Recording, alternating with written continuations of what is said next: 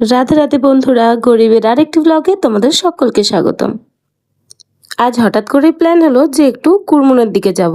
কেন যাব সেটা তোমাদের সাথে পরে বলছি।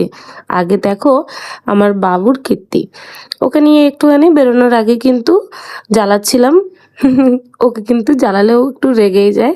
দেখো দেখতে দেখতে নিজের টুপিটা খুলে দিল, এবার খুলে দিয়ে আবার নিজেই পড়ার চেষ্টা করবে।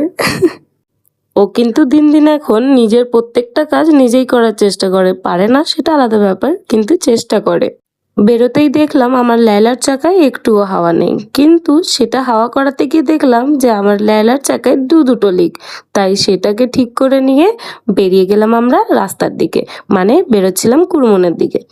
যেতে যেতে হঠাৎ প্ল্যান চেঞ্জ।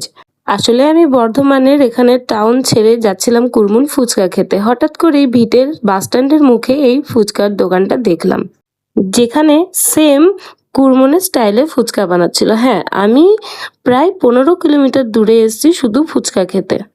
শুনতে একটু অদ্ভুত লাগলেও এটাই সত্যি।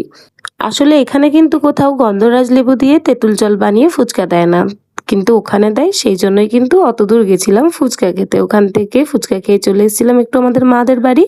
একটা জিনিস ছিল যেটা দিতে যাওয়ার ছিল। বাবু কিন্তু নিজের দাদুর সাথে ভালোই খেলা করছিল।